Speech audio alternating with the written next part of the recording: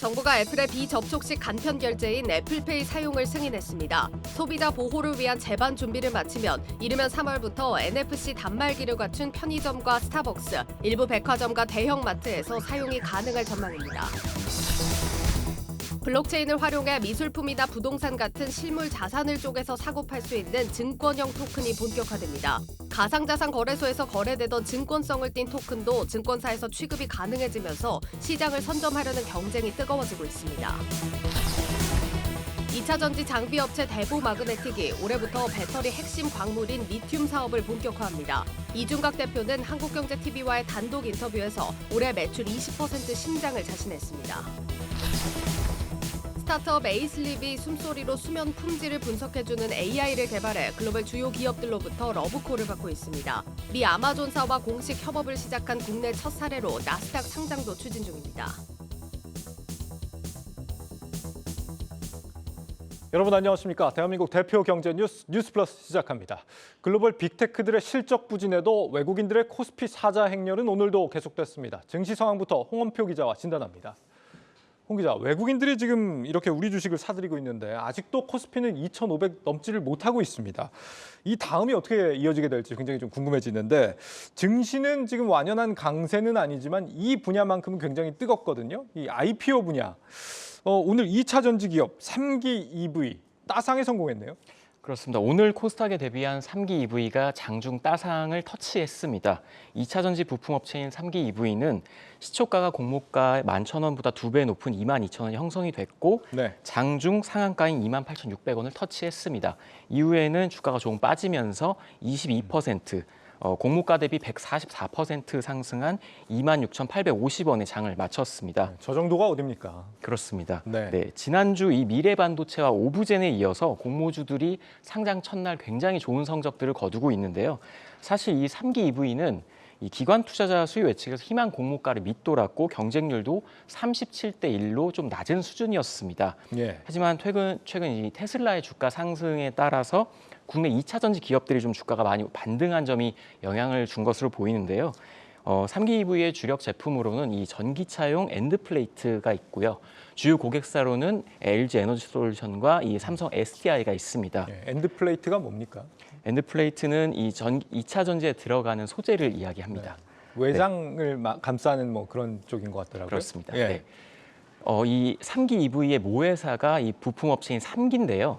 이 3기 EV의 상장을 앞두고 5거래일 연속 상승했습니다. 하지만 오늘 9%나 하락하면서 좀 대조를 이뤘습니다. 지금 미래반도체 같은 경우는 이제 삼성전자, 그리고 오브젠은 AI랑 관련된 키워드였고 이번에 이 3기 EV는 2차 전지. 듣고 보면은 왜 따상에 성공했는지 좀 알 법한 이유들이 있는 것 같습니다. K뱅크 같은 경우는 또 상장 철회를 했으니까요. 그렇습니다. 그래도 이제 지난해 분위기는 지금 이렇지가 않았는데 올해 들어서 왜 이렇게 따상이 많이 일어나는 걸까요?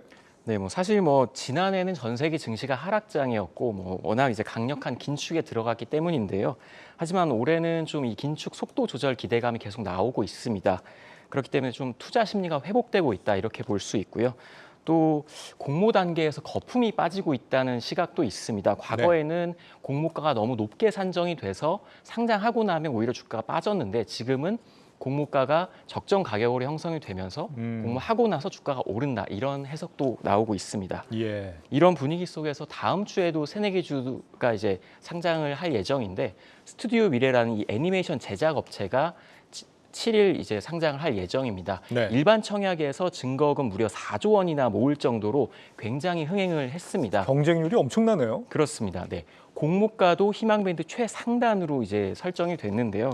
그렇기 때문에 좀 이번에 또 따상이 나오는 거 아니냐 이런 좀 기대감도 나오고 있고요. 그리고 9일에는 유아가구 전문 기업인 꿈비가 상장할 예정입니다. 꿈비는 경쟁률이 1,700대 1을 넘을 정도로 엄청난 흥행을 했습니다. 증거금도 2조 원 가까이 모였는데요. 그리고 공모가는 희망밴드로 오히려 초과한 5,000원에 형성이 됐습니다. 일단 이 꿈비는 프리미엄 유아 매트와 가구를 만드는 회사인데 지난해 7월 성일 하이텍이 2,000대 1이 넘는 경쟁률을 기록을 하고 이제 코스닥에 상장을 했는데 사실 성일 하이텍은 오히려 그 흥행만큼 그 이제 공모 당일에는 따상에 성공하지 못했습니다. 그렇군요. 언제 또 이렇게 시장이 뜨거워졌습니까? 참 빠르네요, 투자자들. 오늘 이제 애플 유저들 귀를 굉장히 쫑긋하게 만든 소식이 하나 있었습니다. 애플페이가 진짜 이제 시작이 된다고요? 그렇습니다. 애플페이가 이르면 다음 달 초 우리나라에 상륙합니다. 오늘 금융당국이 이 관련 법령을 검토한 결과 신용카드사들이 관련 절차를 준수하면 애플페이 서비스를 도입할 수 있다 이렇게 명확하게 입장을 내놨는데요. 네. 이 소식에 애플페이 관련주들이 좀 급등했습니다. 이 관련주들은 대부분 카드 결제 단말기 회사들인데 한국정보통신은 26% 가까이 올랐고 이루온도 네. 9% 이상 올랐습니다. 카드사와 이 가맹점 사이에서 이제 결제 중개를 해주는 그렇습니다. 그런 서비스들하고 이루온 같은 경우는 NFC 관련한 무슨 앱이라는 것 같더라고요. 유심칩 개발사 이렇게 네. 알려져 있습니다. 네. 일단 이 애플페이는 애플의 비접촉식 결제 시스템인데요. 미국에서는 지난 2014년에 나왔습니다. 지금 전 세계 한 70여 개국에서 운영이 되고 있는데 네. 지난해 기준 비자에 이어서 결제 규모로는 2위입니다. 마스터카드보다도 더 높은 수치인데 우리나라에는 이제 들어올 예정인데 이르면 다음 달 초에 개시될 예정입니다. 일단 우리나라 스마트폰 인구 10명 중 3명이 아이폰을 쓰고 있기 때문에 굉장히 좀 큰 시장이 될 거다 이렇게 예상들을 하고 있습니다. 예. 일단 애플페이는 이 단말기를 갖춘 곳부터 서비스가 시작이 될 예정인데 편의점이나 대형 백화점에서 순차적으로 진행될 예정입니다. 지금 삼성페이와 애플페이가 이제 격돌을 하게 되니까 삼성페이 어떻게 되는 거냐 걱정하시는 분들이 좀 있던데요. 지금 오프라인 간편 결제 그 체계를 보니까 마그네틱 전송 방식하고 이제 근거리 무선 통신 이게 이제 MST 방식하고 NFC 방식 이렇게 두 가지가 있는데 그렇습니다. 삼성페이 같은 경우는 MST하고 NFC 둘 다 적용이 되고 애플페이 같은 경우는 NFC만 된다. 그렇습니다. 근데 이제 국내 신용카드 가맹점이 290만 개 정도 되는데 이 중에 10%만 현재 NFC를 지원을 한다고 해요. 그래서 앞으로 단기적으로는 그렇게 영향이 크진 않을 것이다. 장기적으로는 당연히 이제 단말기를 늘려가겠죠. 알겠습니다. 다음 주는 어떤 일정이 있습니까? 네, 다음 주에도 굵직한 기업들의 실적 발표가 줄줄이 예정돼 있는데요. 금융지주사들의 실적이 쭉 나옵니다. 일단 7일에는 KB금융과 기업은행이 발표할 예정이고 8일에는 우리금융과 신한지주 또 9일에는 하나금융지주가 실적 발표를 할 예정인데 거기에 이제 SKT와 KT 이 통신사들도 실적이 나오고 또 10일에는 카카오의 실적도 발표될 예정입니다. 그리고 10일에 좀 이제 지켜봐야 할 게 네. MSCI 구성 종목 변경 이슈가 있는데 증권가에서는 신규 편입 종목으로 카카오페이와 한화 에어로스페이스를 꼽고 있습니다. 실제로는 카카오페이가 좀 이 조건에 맞는다 이렇게 좀 평가들을 하고 있기 때문에 네. 카카오페이의 주가 흐름을 꼭 살펴보셔야 될 것 같고요. 또 미국에서는 디즈니와 코카콜라의 실적이 나오기 때문에 우리 증시에 어떤 영향을 미칠지 또 관심 있게 보셔야겠습니다. 알겠습니다. 증시 프리즘 홍원표 기자였습니다.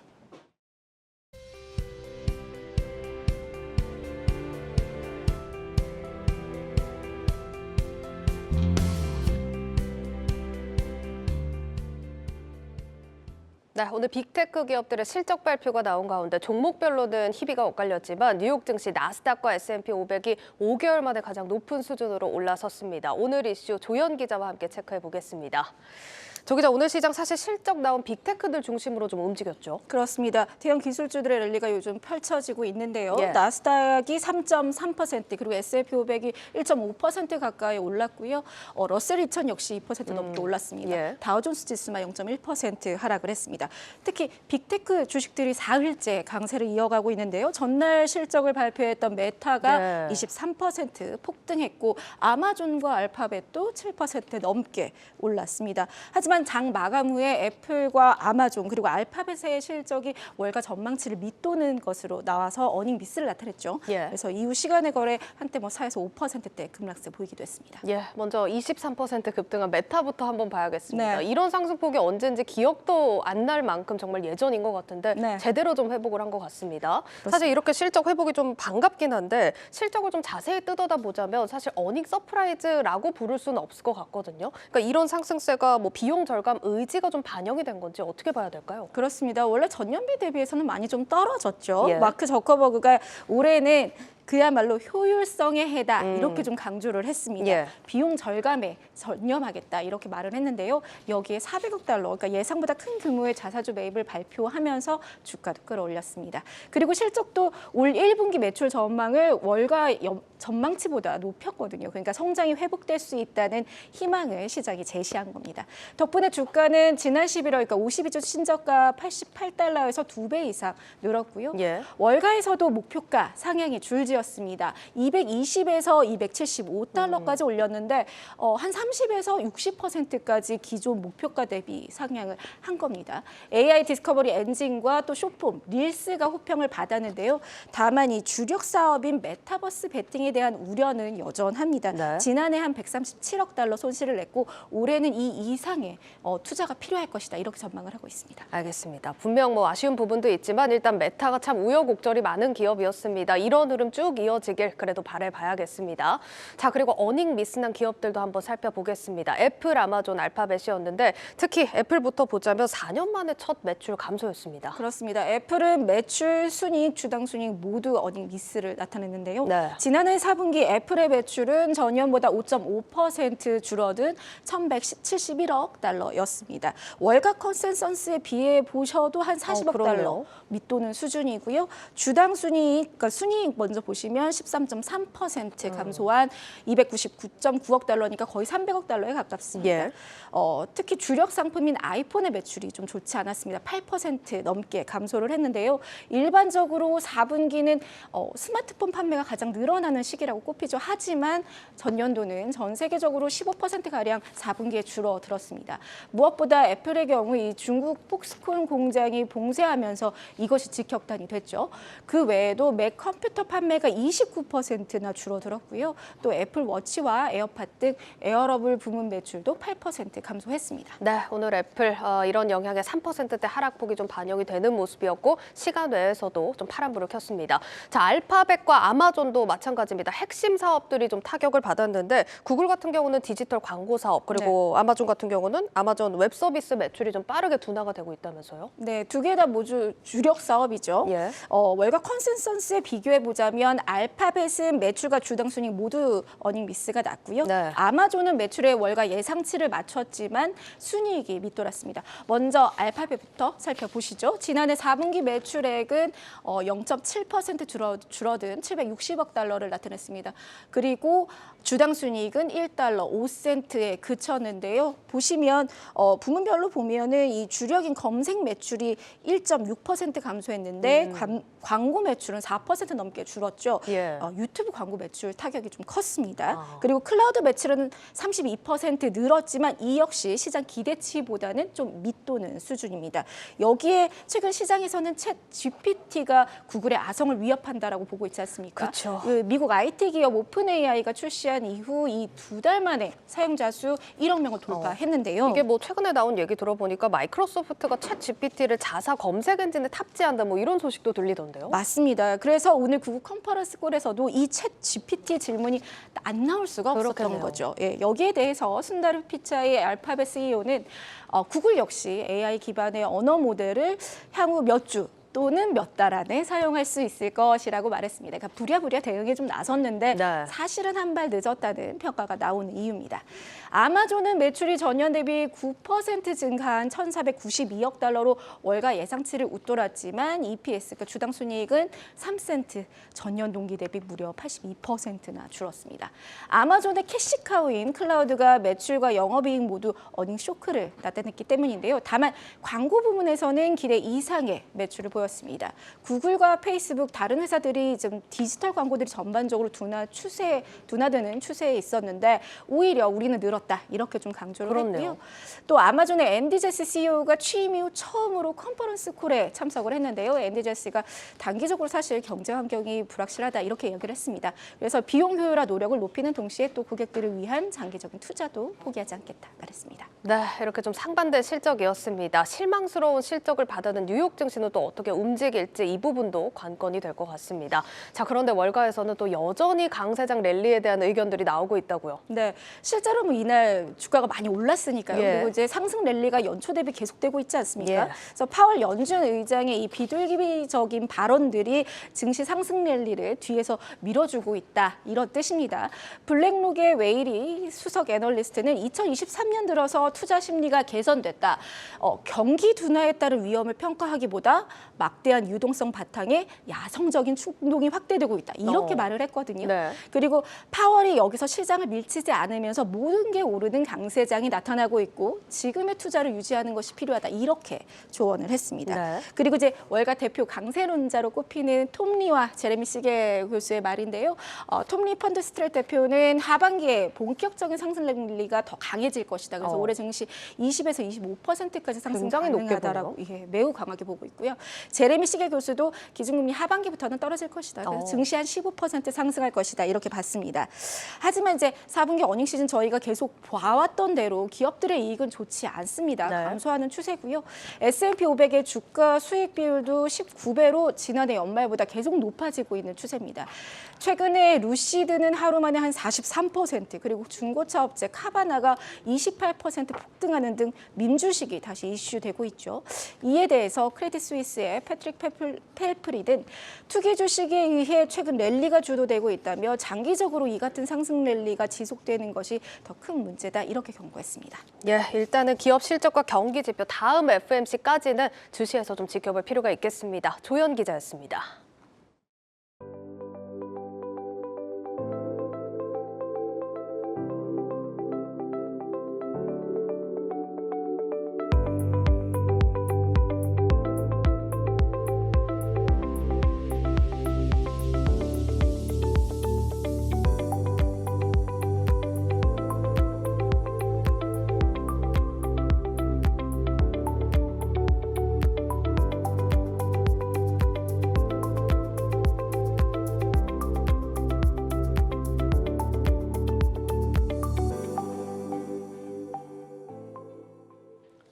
네, 오늘의 주요 경제 소식들 추가로 알아봅니다. 첫 번째 소식, KT 경영진 교체 우려, 주식 팔아라, 이렇게 되어 있습니다. 예, 하나증권이 KT의 경영진이 교체될 우려가 있다면서 단기 비중 축소를 추천했습니다. 장기 비전은 좋은 만큼 비중을 일단 줄였다가 하반기 이후 재진입을 타진하는 게 유리하다는 겁니다. 네, 단순히 경영진이 바뀐다고 주가가 빠지지는 않는데 말이죠. 이번 건은 정부의 압박하고 관련이 있기 때문이겠죠? 예, 맞습니다. 지금 논란의 발단은 얼마 전 윤 대통령이 금융위 업무 보고 후에 한 발언에서 시작이 됐습니다. 주인이 없는, 소유가 분산된 기업들은 공익에 기여했던 기업들이라면서 정부의 경영 관여가 적절하지 않으나 공정하고 투명한 지배 구조를 만들 수 있도록 우리 모두 함께 고민해야 된다, 이렇게 말을 한 겁니다. 이 때문에 주인 없는 주요 기업들, 그러니까 KT와 포스코를 염두에 둔 발언이 아니냐, 이런 해석이 나온 겁니다. 두 회사 모두 국민연금이 일대 주주인 기업들인데 특히 구현무 KT 대표, 이번에 연임이 내정됐지만 3월 주총을 앞두고 어려움이 예상됩니다. 다음 주에 애널리스트들을 상대로 하는 이 실적 발표에서도 직접 디지코 확장 전략을 발표할 예정이었다고 하는데 말이죠. 그렇습니다. 하나증권 김홍식 연구원은 지난달 10일 제시했던 강한 매수 의견과 올해 주가가 5만 원을 돌파할 것으로 예상했던 전망을 철회한다, 이렇게 말하면서 통신 서비스 업종 내 최선호주에서 KT에서 LG U+로 변경한다고 말했습니다. 오는 3월 주총에서 만약 구현모 대표가 연임이 확정되더라도 경영 불안 양산이 지속될 수 있다. 그리고 KT의 경영진들이 계속 유지될 수 있을지 의문이다, 이런 입장을 전했습니다. 이것 때문에 실제 주가도 오늘 출렁이는 모습을 보였는데 이 상장사의 주인이 왜 없겠습니까? 이 주주가 주인이죠. 주주는 기업이 그저 실적으로만 말하길 바라지 않을까요? 그리고 두 번째 소식 보겠습니다. 물가는 상고하죠, 이렇게 되어 있습니다. 예, 1월 물가가 5.2%로 석 달 만에 튀어올랐죠. 추경호 경제부총리가 오늘 이에 대해서 예상했던 수준이라면서 전망을 내놨습니다. 1분기에는 5% 내외를 보이다가 2분기를 지나며 상방 압력이 약해지고 또 하반기로 갈수록 안정화되는 상고하저 흐름을 보인다는 겁니다.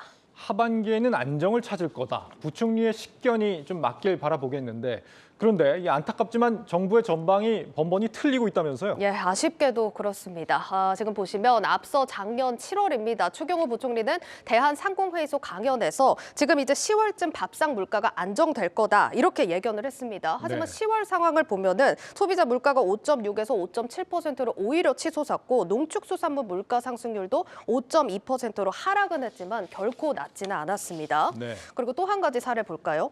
작년 2월에도 정부에서는 물가가 상고하저 흐름 양상을 보일 거다 이렇게 말했지만 실상 하반기가 되니까 물가는 오히려 급등한 사례가 있었습니다. 예. 재작년에도 이런 사례가 있었는데요. 일단 2억 원 기재부 1차관은 하반기로 갈수록 물가가 예년 수준으로 둔화될 거다 이렇게 밝혔지만 실제 소비자 물가 상승률은 6월에 2.3%에서 12월에 3.7%로 보시다시피 큰 폭으로 상승했습니다. 거의 맞은 게 없네요. 예. 뭐 정부가 도사도 아니고 6개월 뒤 미래를 뭐 어찌 정확히 알겠습니까?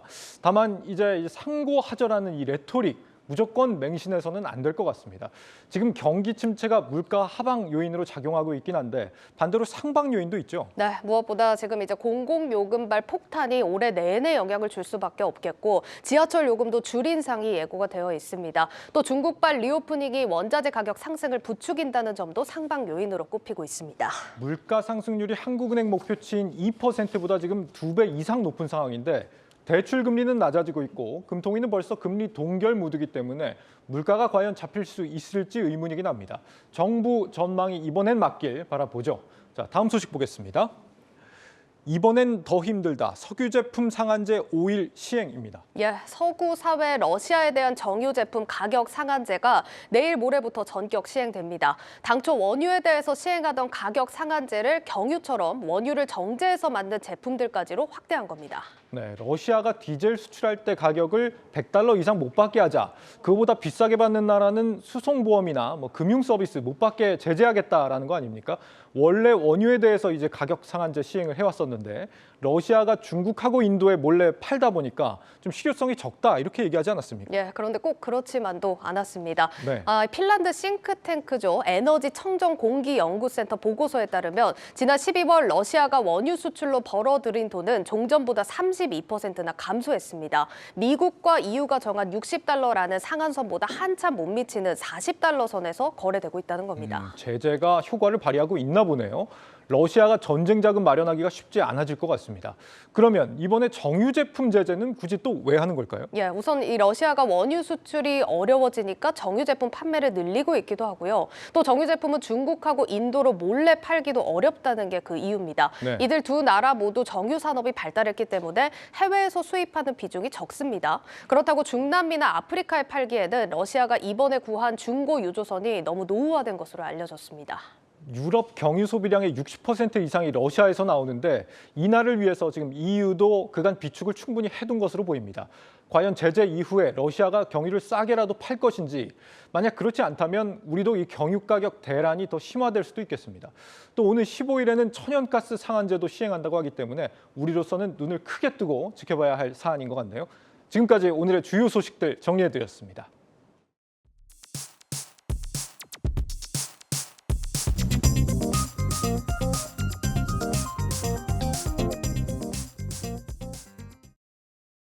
배터리사들의 미국 진출 속도가 빨라지면서 배터리 장비 업체들도 바쁜 일정을 소화해내고 있습니다. 이런 가운데 배터리 장비 업체들은 2025년 이후 배터리 양산 시점이 완료된 이후를 대비하기 위해 소재 산업에도 사업 영역을 확대하고 있는데요. 오늘은 탈철 장비 업체이자 리튬 산업에 진입한 대보 마그네틱을 찾아와 봤습니다. 전자석을 이용해 금속 이물질을 빼내는 탈철기입니다. 배터리뿐만 아니라 배터리 소재 공정에도 꼭 필요한 장비입니다. 대보마그네틱은 국내 시장 점유율 80%를 차지하는 탈철 장비 업체로 국내 배터리사 3곳과 양극재 회사 4곳에 모두 공급하고 있습니다.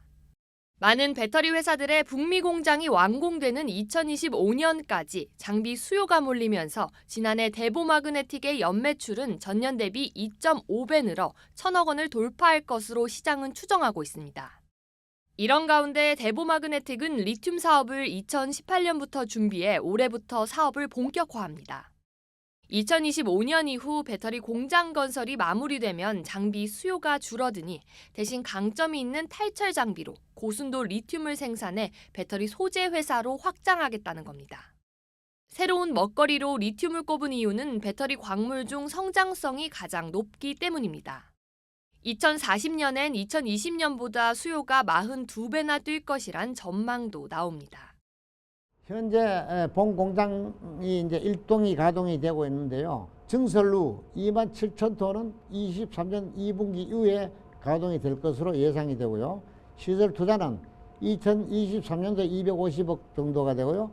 2024년도는 한 500억 정도가 투자가 돼서 이 같은 시설 투자 자금으로 올해 하반기부터 국내 리튬 가공 2공장 준공을 마치고 내년엔 공장 2개를 더 지어 대량 양산 체제를 갖출 예정입니다. 올해 리튬 사업에 탄력이 붙으면서 전체 매출 비중이 리튬 사업은 5%에서 20% 가까이 오르고 매출도 덩달아 뛸 것이라고 이 대표는 자신합니다. 2023년은 2022년 대비 매출액 기준 20% 정도 늘어날 것이며 성장을 목표로 하고 있다. 영업이익률은 2022년이 약 20% 안정적으로 넘는데 2023년도 영업이익률을 유지될 것으로 생각합니다. 리튬 소재 사업 매출 올해 본격적으로 나오는데 200억 내지 400억 원대가 예상됩니다. 리튬 비중은 2년에서 3년 내에 장비 매출 규모에 이를 것으로 보고 있습니다. 중국에 있는 공장은 금년 내로 가동이 가능합니다. 북미에 그 산업을 하기 위해서 계획을 다 세워 가지고 있습니다. 곧 아마 내년쯤 되면 진출을 하지 않겠나. 한국경제TV 강미선입니다. 네, 권영훈의 집중 탐구 시간 이어가겠습니다. 집값이 대세 하락기에 접어든 가운데 올 들어 강남 아파트 가격이 반짝 회복세를 보이고 있습니다. 강남 집값 전망 그리고 투자 전략까지 자세하게 살펴보도록 하겠습니다. 권영훈 기자 나와 있습니다. 권 기자, 먼저 사안 보기 전에 오늘도 먼저 이번 주 집값 흐름 어땠는지부터 살펴보겠습니다. 네, 이번 주 전국 아파트 가격은 전주보다 0.38% 떨어져 지난해 5월 이후 39주 연속 내림세입니다. 다만 낙폭은 올 들어 5주 연속 줄었습니다. 지역별로 세종이 마이너스 1%로 가장 많이 하락했고 경기와 부산 그리고 대구 순으로 내렸습니다. 네, 이번 주 서울 아파트 가격도 보죠. 전주보다 0.25% 떨어졌습니다. 36주 연속 내림세인데요. 전국과 마찬가지로 낙폭은 5주째 줄어서 회복세를 보이고 있습니다. 지역별로 내발산 그리고 가양 등촌, 마곡동 주요 단지 위주로 매물값이 떨어진 강서구가 가장 많이 하락을 했고 그리고 금천구와 관악구, 광동구 순으로 내렸습니다. 지난주 전셋값 하락에 따른 역전세난 우리 권영훈의 집중 탐구를 통해서 전해드렸는데요. 다행히 이번 주 전국 아파트 전셋값은 전주보다 낙폭이 줄었습니다. 서울과 수도권, 지방 모두 마찬가지로 낙폭을 줄였습니다. 네, 이렇게 전국과 서울의 아파트 집값 상황 또 체크를 해봤습니다. 자, 이런 가운데 오늘 날짜가 2월 3일입니다. 일산 부동산 대책이 나온 지 정확히 한 달이 된 날인데요. 규제 완화 영향으로 집값이 올 들어 또 살펴봤다시피 5주 연속 그 낙폭을 줄여가고 있습니다. 특히 강남의 아파트 가격이 상대적으로 그 회복세가 두드러지고 있다고 합니다. 과거의 집값 상승기의 경우에는 강남이 집값이 가장 먼저 오르고 서울과 수도권, 지방 순으로 확대가 됐습니다. 그런데 반대로 집값 하락기는 지방부터 내리다가 강남이 가장 늦게 하락하는 이런 현상을 두고 이제 강남 아파트 가격을 집값 바로미터라고 부르는데 오늘 이 사안 자세하게 또 체크를 해보도록 하겠습니다. 권 기자, 먼저 네. 강남 집값 어떻게 될까요? 네, 혹시 우리 허정민 앵커는 강남불패란 말 들어보셨나요? 많이 들어봤죠. 예. 부동산 시장 관심 없는 분들도 많이 아시던데요. 네, 맞습니다. 강남 집을 사면 절대 실패하지 않는다. 이런 의미인데요. 시장 분위기가 근데 요즘 들어서 사뭇 달라지고 있습니다. 최근 1년간 아파트 가격이 떨어진 단지를 보면은 압구정 현대아파트가 무려 13억 원이 떨어져서 1위를 차지하는 등 강남 3구 아파트가 4곳이나 5군데 가운데 4곳이나 이제 포함이 됐습니다. 네. 물론 이제 강남 아파트 값이 절대 가격이죠. 절대값 자체가 높기 때문에 그러니까요. 낙폭도 큰 건데요. 맞습니다. 다만 그 강남 불패 신화가 영원 불멸하지 않을 것으로 보입니다. 자, 그런데 올 들어 시장 상황이 조금 달라졌습니다. 앞서 설명을 해드렸지만 규제 지역을 대거 해제한 그 1.3 부동산 대책이 나온 이후에 서울 지역에서 특히 강남 3구 아파트 가격이 상대적으로 낙폭을 많이 줄이고 있습니다. 지난해 강남 아파트 가격은 물론 이제 단지마다 차이가 있을 텐데요. 대략 한 30% 정도 떨어졌습니다. 네. 그러면서 시장에서는 이제 집값이 저점이 아니냐 이런 인식이 이제 확대된 거죠.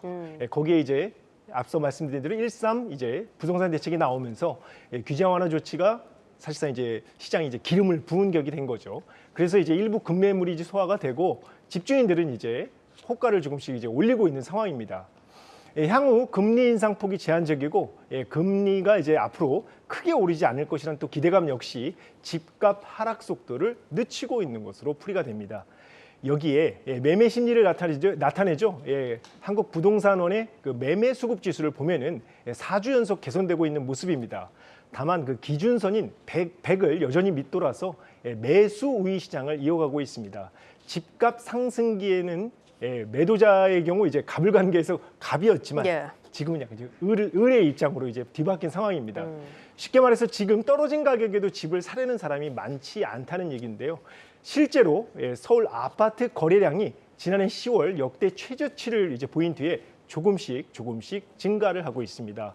1월은 아직 그 신고 기한이 이제 2월 말까지죠. 이달 말까지여서 거래 건수가 이제 증가할 것으로 보이지만 예년과 비교하면은 뭐 거의 사실상 뭐 거래 절벽 상태라고 할 수가 있겠습니다. 다시 말해 지금 이제 우리가 낙폭을 줄였다고 얘기는 하지만 표본 자체가 워낙 적어서 정확히 판단하기는 어렵네요. 맞습니다. 집값 향배를 논하는 게 지금 현 위치에서는 좀 쉽지 않다. 이런 설명입니다. 전문가들은 지난해 5월 이후 집값이 떨어지면서 1차 바닥은 다졌지만 고금리 그리고 전세값 하락, 미분양 증가로 수요가 많지 않은 상황이다. 그러면서 이제 집값은 2, 3년간 L자형 침체, 횡보할 것으로 내다봤습니다. 인터뷰를 한번 보시죠. 떨어지는 속도도 과거에 한 2년, 3년 정도의 하락폭이었고요. 규제 완화 속도도 2, 3년 정도 굉장히 빨랐기 때문에 지금 1차 지지선, 바닥 지지선을 확보를 한 것 같고요. 일단 바닥은 다졌다고 보여집니다. 여기서 관건은 V자 반등을 하느냐, L자 침체로 가느냐의 문제인데 V자 반등을 하기에는 저는 좀 역부족이 아닐까 싶습니다. 네, 또 다른 전문가들은 역사적으로 아파트 가격 사이클상 6개월만 하락한 적은 없다. 강남 아파트 가격이 추가 하락은 물론 급락할 수 있다고까지도 경고를 했습니다. 인터뷰를 한번 보시죠. 지금 뭐 반등을 얘기하시고 하시는 분들이 있지만 그거는 일종의 희망사항에 불과하고 제가 볼 때는 하락장이 적어도 5년 정도는 지속될 가능성이 굉장히 큽니다.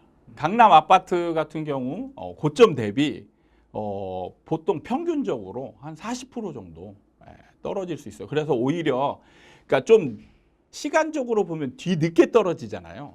그러면 다른 거 같은 경우는 약간 완만하게 떨어지는 느낌이 나는데 강남 아파트는 급락하는 느낌이 날 수 있어요. 네, 때문에 강남 3구와 용산구 그 규제 지역 해제, 그리고 토지거래 허가구역 해제, 뭐 DSR 개편 등 이제 규제를 좀 완화해야 되는 거 아니냐라는 게 이제 시장의 목소리입니다.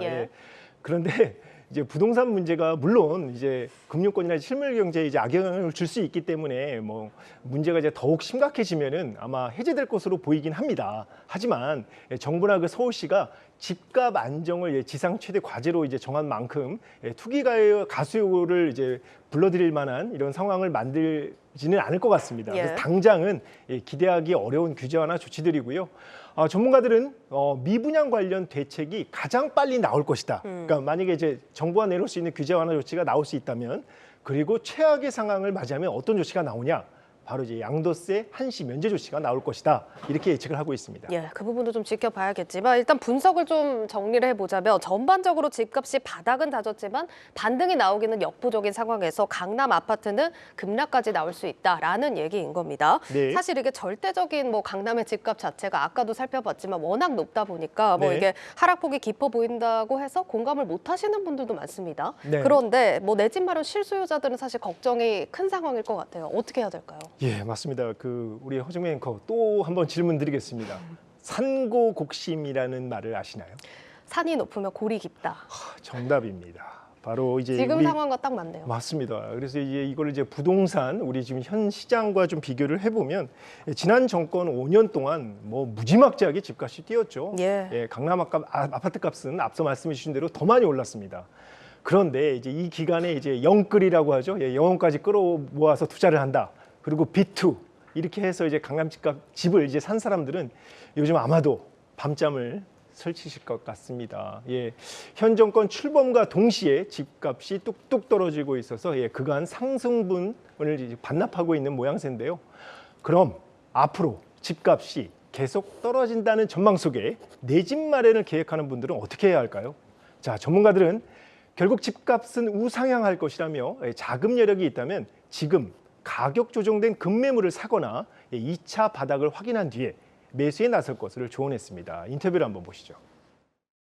1차 바닥을 확인했는데 2차 바닥은 1차 하락보다는 아마 하락폭이 좀 제한적일 거예요. 지금 고점 대비 30% 정도 하락을 했고 2차 하락은 아마 10%에서 20% 정도 추가 하락이 가능성이 있기 때문에 필요한 실수요자라면 입지, 학군, 교육, 편의시설이 잘 갖춰져 있고 가격이 고점 대비 30% 정도 또는 그 이상 조정이 된 급매물이라면 내 집 마련해도 좋겠다.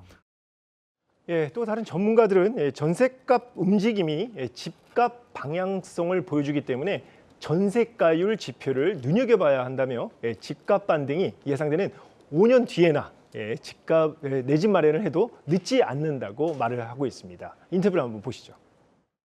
전세가는 1년에서 1년 반 정도는 하락을 하고 그 다음 2년 정도는 어느 정도 안정권에 있다가 그 다음에 이제 4년 정도 후에부터 이제 전세가가 서서히 올라가거나 이렇게 될 거예요. 전세가의 움직임으로 인해서 지금으로부터 5년에서 6년 정도 지나면 그때부터 이제 매매가가 서서히 상승 쪽으로 턴을 할 가능성이 많습니다.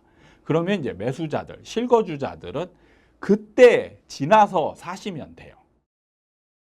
네, 오늘 이렇게 강남 집값 향방에 대한 분석 다각도로 체크를 해봤습니다. 권영훈 기자였습니다.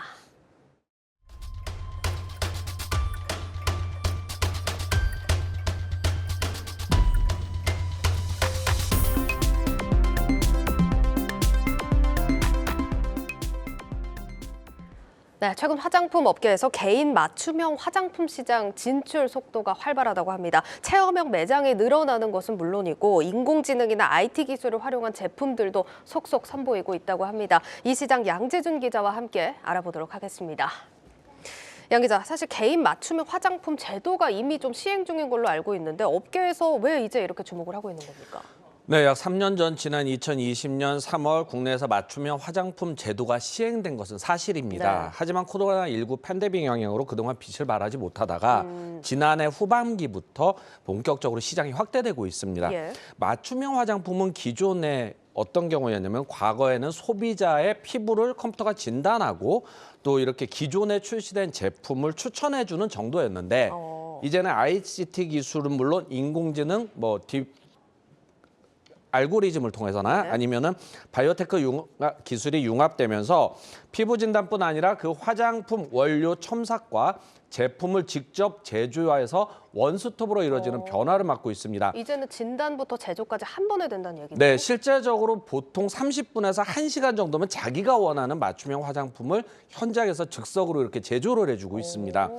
그래서 젊은 세대로 불리우는 그 MZ세대의 경우 나만의 나를 위한 제품을 구매하는 성향도 시장 확대에 한 몫을 하고 있다고 합니다. 그렇군요. 이게 개인 맞춤형 화장품 시장 규모나 글로벌 동향은 어떤지도 궁금한데요. 네, 실제 맞춤형 화장품의 그 글로벌 소비자의 개인화 소비 트렌드로 인해서 성장은 가속되고 있고요. 해외에서 대부분 유명한 로레알, 시세이도 이런 기업들은 이미 다 들어와 있습니다. 여기에 개인의 그 취향과 개성에 최적화된 맞춤 제작의 커스터마이징이 그 프리미엄 화장품이라는 인식이 확산하면서 새로운 소비를 이끌고 있는 것입니다. 단순 맞춤형 화장품 시장은 전체 화장품 시장 규모에 비교해서는 크지는 않지만 전반적으로 이 피부 미용기기 아니면 디바이스, 어플리케이션이라든지 화장품이 함께 연결되는 그 화장품 비즈니스 시장은 상당히 커지고 있습니다. 식품의약품안전처에 따르면 글로벌 맞춤형 비즈니스 시장 규모는 2021년 436억 달러에서 2025년 581억 달러에 이를 것으로 전망됩니다.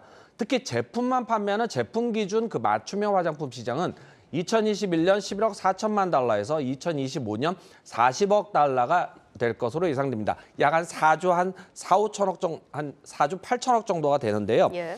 2021년부터 2025년까지 연평균 성장률이 34%에서 40%를 기록하고 있기 때문에 업체별로 치열한 경쟁이 이어지고 있습니다. 여기서 업계 관계자 얘기 들어보시겠습니다. 많은 회사들이 맞춤형 화장품 시장에 뛰어들고는 있는데 여기에 어떠한 신기술이나 차별화, 새로운 서비스를 접목하는 새로운 영역의 카테고리를 갖추고 있느냐가 따라서 승패가 좌우될 것으로 예상이 됩니다. 안전성과 안정성을 기반으로 개발된 AI 알고리즘으로 98,319가지의 처방을 토대로 타사에서는 아직까지 시도하지 않고 있는 세럼과 크림까지 영역을 넓혀 쓰고 이는 단순히 피부 타입별이 아닌 피부 문제점을 세분화시켜서 이제 화장품 하나를 발라도 정말 최첨단 기술이 접목이 된 제품을 바를 수 있게 될 것 같습니다. 이 나라마다 사실 화장품 시장의 규제가 또 각각 다르지 않습니까? 그럼 각국의 이제 해외 규제는 좀 어떤 방향으로 흘러가고 있을까요? 실제 맞춤형 화장품의 그 도입 단계 시기들을 보면은 뭐 도입기, 성장기, 성숙기, 쇠퇴기 이렇게 단계에서 본다면 현재는 도입기와 성숙기의 중간 단계이고 우리나라는 이제 초기 도입기라고 보시면 됩니다. 예. 대부분 지금 나오는 제품들을 보면 2만 가지 아니면 수만 가지의 타입별로 제조를 할 수 있는 이런 알고리즘이 연결되어 있는 제품들이 나오고 있는데요. 네. 가장 시장 규모가 큰 북미와 EU 시장을 살펴보면 북미 시장은 피부 고민, 안티에이징, 트러블 케어와 같은 전문화된 그 프로그램을 강화하는 방향으로 가고 있고 EU 시장은 피부 상태를 정확하게 진단하거나 개인에게 맞춤형 제품을 전문적으로 제공하는 방향으로 가고 있습니다. 중국의 경우 최근 맞춤형 화장품 제도를 도입했습니다. 국내 뷰티 업계들도 코로나19 이후 봉쇄 정책을 완화하고 있는 중국을 비롯해서 일본, 동남아 시장을 겨냥해서 해외 맞춤형 시장 진출에 채비를 서두르고 있습니다. 네, 국내 기업은 사실 뭐 국내 규제가 이제 초기 단계라고 좀 이야기를 해주셨는데 국내 기업들도 진출 움직임이 활발하다고요? 네, 기존 화장품의 선두 업체라고 할 수 있는 아모레퍼시픽, LG 생활건강은 이미 진출을 해서 조금씩 이렇게 보여주고 있고요. 중소기업, 벤처기업들도 이 시장에 적극적으로 진출하고 있습니다. 국내에서는 그 아모레퍼시픽이 개인 맞춤형 시장에 공을 들이고 있고 약 2만 가지 가까운 19,000가지 이상의 타입별로 제조를 해주는 이 시장을 지금 열고 있습니다. 지난달 CES에서 아모레퍼시픽은 인공지능과 로봇팔을 이용한 그 맞춤형 메이크업 솔루션 톤워크를 선보이면서 혁신상을 수상하기도 했는데요. 코스맥스도 지난달 그 맞춤형 화장품 시장 진출을 선언하면서 올해 상장을 준비 중인 APR도 디지털 클리닝 어플리케이션을 통해서 디지털 맞춤 피부 관리 확대에 나선다는 계획입니다. 또 2016년 삼성전자에서 그 사내벤처 C랩으로 출발해서 스핀오픈하고 내년에 2024년 상장을 준비하고 있는 룰루랩 역시 지난달 CES 2023에서 피부 검진을 비롯한 그 디지털 헬스 협력을 위해서 한컴 케어 링크와 업무 협약을 체결했습니다. 코코드 메르는 지난해 중국 업체와 수출 계약을 체결한 후 본격적인 해외 진출을 서두르고 있습니다. 여기서 배성환 코코드 메르 대표 얘기 들어보시겠습니다. 중국 파트너와 중국 정부의 인정을 받아서 1년이라는 시간 넘게 같이 준비를 하면서 중국 맞춤형 화장품 사업의 표준화 모델로 협업을 했었고요. 올 2월 말까지 10억 원 수출을 시작으로 해서 올해 50억 원의 매출 계획을 하고 있고요.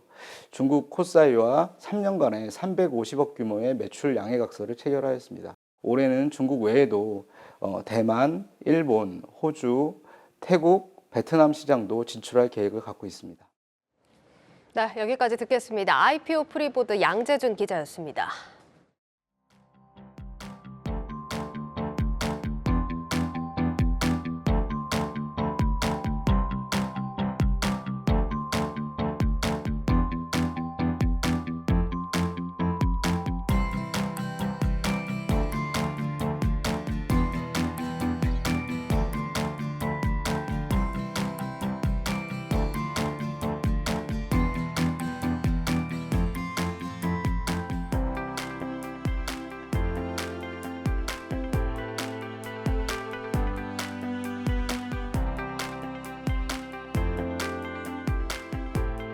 이번 전시는 다비드 자매 인생 최대 규모의 작품을 선보이는 자리인데요. 작가의 굉장히 특징적인 작품뿐만 아니라 미술사에 나오는 굉장히 유명한 작품들을 다시 재해석한 그림들을 보실 수 있을 텐데요. 원본과 비교해보면서 감상하는 즐거움이 있으실 거라 생각됩니다.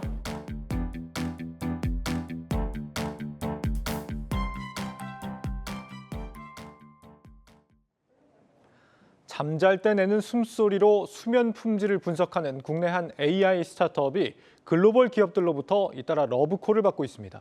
특히 이 기업은 국내에서 미국 아마존사와 공식 협업을 하는 첫 번째 기업이 됐습니다. 스타트업 나우 에이슬립의 이동원 대표를 정호진 기자가 직접 만나봤습니다. 잠에서 깨자마자 스마트폰을 확인합니다. 화면에는 잠이 들기까지 걸린 시간과 실제 잔 시간, 잠이 깊게 든 정도가 표시됐습니다. 자는 동안 내는 숨소리를 마이크로 인식하면 인공지능이 이를 분석해 수면의 품질을 진단한 겁니다. 국내 슬립테크 스타트업인 에이슬립은 수면의 질을 판단하는 핵심 기술을 소리에서 찾았습니다. 수면을 진단할 수 있는 데이터가 무엇일까를 대학병원의 검사랑 좀 비교를 해봤어요. 그때 사운드라는 정보가 뭔가 대학병원에서 측정하는 복부의 움직임, 입에서 센서 달아서 하는 공기의 흐름, 그리고 흉부의 움직임이란 정보를 담고 있을 것이다. 특히 시장의 반응을 이끌어낸 건 별도의 장치가 없어도 스마트폰만 있으면 수면 품질을 진단할 수 있는 기술력이었습니다. 병원에서 수면 검사를 하면 입원을 한 뒤 몸에 20개가 넘는 센서를 붙였던 만큼 이 대표는 기술의 편의성과 확장성에 집중했다고 설명합니다. 워치의 복음률이 7% 미만인데 스마트폰 복음률은 70% 넘어가고 있거든요. 일주일에 약을 한 번 먹으라고 해도 안 먹는데 매일매일 이루어지는 행위인데 맨날 착용하고 어디 깔고 설치하고 매우 어렵다는 거예요. 기술력을 인정받은 에이슬립은 국내 스타트업 가운데 처음으로 아마존의 러브콜을 받았고 최근에는 LG전자 등 국내 기업과도 협업을 진행 중입니다. 개선을 할 수 있는 방법을 가지고 있는 기업들이 저희 솔루션을 도입하기로 어느 정도 논의가 긍정적으로 되고 있습니다. 우리는 진단만 잘해서 편하게, 정확하게, 확장성 있게 해준다면 그러면 개선하는 방법들은 그들이 알아서 할 것이다 라는 협력이 가시화될 것 같습니다. 전 세계 150억 달러에 달하는 슬립테크 시장 규모는 매년 18% 넘게 상승하며 2030년까지 4배 이상 커질 것으로 전망됩니다. 특히 시장 점유율의 40% 이상이 미국 시장에 집중된 만큼 이동원 대표는 향후 에이슬립의 나스닥 상장을 목표로 내세웠습니다. 전 세계적으로 범용될 수 있다는 게 첫 번째였고요. 두 번째, 헬스케어는 선진국이 문제가 심각합니다. 돈을 낼 능력도 있어요. 해서 미국을 타겟으로 했었고요. 에이슬립이 이 생태계의 중심이 되겠다를 목표하고 있고요. 그때 나스닥 상장을 목표로 하고 있습니다. 한국경제TV 정호진입니다. 우리금융 임원 후보 추천위원회가 조금 전 2차 면접을 끝내고 차기 회장 단독 후보를 결정했습니다. 현장에 나가 있는 김보미 기자 전화 연결합니다. 김보미 기자. 네. 임종룡 전 금융위원장, 임종룡 위원장이 단독 후보로 올랐다고요? 네, 우리금융 임원후보 추천위원회는 오늘 오후 1시 30분부터 서울 모처에서 차기 회장 후보자 4명을 대상으로 면접을 진행했는데요. 임종룡 전 금융위원장을 최종 후보로 올렸습니다.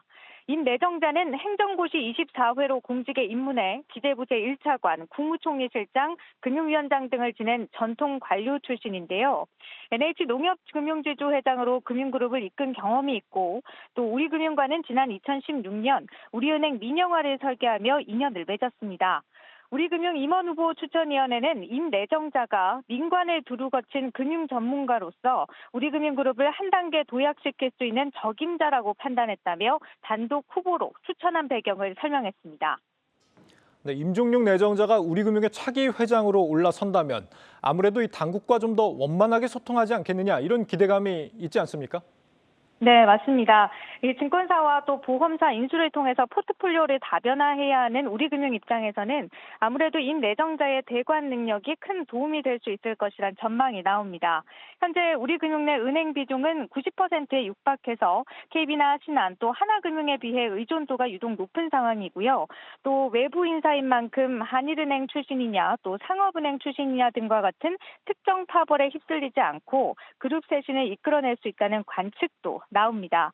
다만 관치 논란은 임내정자에게 부담이 될 걸로 보입니다. 우리금융노조는 관치금융에 반대한다는 현수막까지 내걸면서 시위를 벌이고 있는데요. 영업 중단도 불사하겠다는 입장이어서 조직 안정과 수습까지는 상당 시일이 소요될 전망입니다. 네. 자, 그러면 앞으로 남은 일정은 어떻게 되는 겁니까? 임내정자는 다음 달 정기주주총회에서 사내이사 선임 절차를 거쳐 차기 회장으로 최종 선임될 예정입니다. 한편 손태승 현 회장의 임기는 오는 3월 25일까지입니다. 지금까지 우리금융앞에서 전해드렸습니다. 블록체인 기술을 활용해 부동산이나 미술품을 쪼개서 거래하는 STO, 이른바 증권형 토큰이 증권업계의 새 먹거리로 떠올랐습니다. 정부가 사업을 제도권에 편입하고 기존 가상자산 거래소에서 거래되던 증권형 토큰도 증권업계로 넘길 것으로 기대되기 때문입니다. 관련 기업 인수에 자체 플랫폼 출시까지 업계에서는 벌써부터 선점 경쟁이 치열합니다. 문영민 기자가 취재했습니다. 서울 용산구에 위치한 이 건물, 평당 시세는 8천만 원, 전체 시세는 85억 원이 넘습니다.